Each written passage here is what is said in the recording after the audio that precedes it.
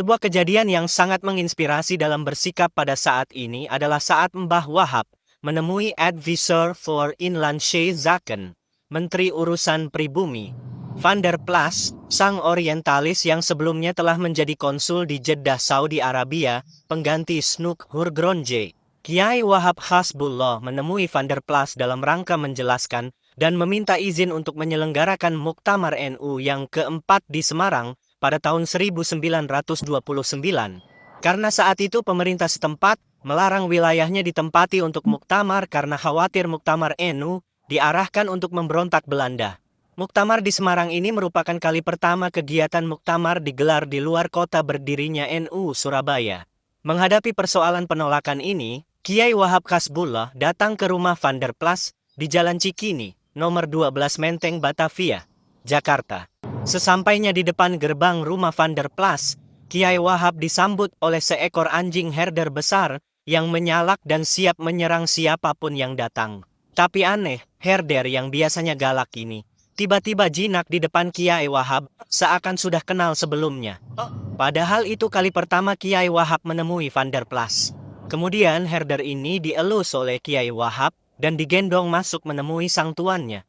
Sontak saja Van der Plas kaget dan terharu melihat perlakuan Kiai Wahab terhadap anjing peliharaannya itu. Sehingga ia menaruh simpati besar kepada Kiai Wahab Hasbullah. Lalu ia pun memberikan penyambutan yang juga istimewa dan penuh keramahan. Dengan menggunakan bahasa Arab dan Melayu, Kiai Wahab dan Van der Plas bercengkrama layaknya sahabat lama yang baru bertemu kembali. Ditemani kopi dan rokok Eropa, keduanya bercengkrama, dan termasuk disitulah Kiai Wahab Hasbullah menyampaikan maksudnya untuk meminta izin akan melaksanakan Muktamar NU yang keempat di Semarang, Jawa Tengah, dengan catatan hasilnya akan diumumkan terbuka di Masjid Jami Kota Semarang. Dalam lobinya, Kiai Wahab Hasbullah menyampaikan bahwa yang dibahas dalam muktamar tersebut adalah masalah diniyah ijtimaiyah, keagamaan.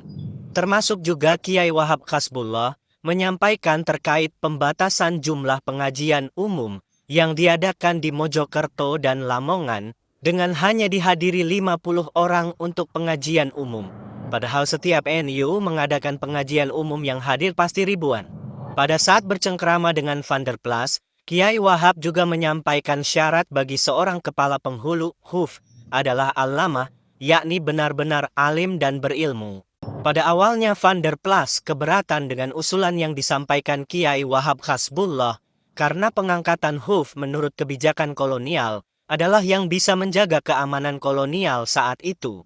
Berkat kelihayan Kiai Wahab Hasbullah, akhirnya izin muktamar, izin melaksanakan pengajian umum dengan jemaah tak terbatas, dan huf dengan kemampuan agama yang mumpuni dibolehkan oleh Van der Plas.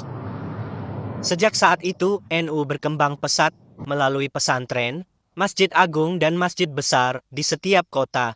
Jika kita simpulkan, apa yang dilakukan Kiai Wahab Hasbullah adalah teladan cerdas, cermat, dan tepat dalam melangkah, menyampaikan maksud, dan menentukan pencapaian target.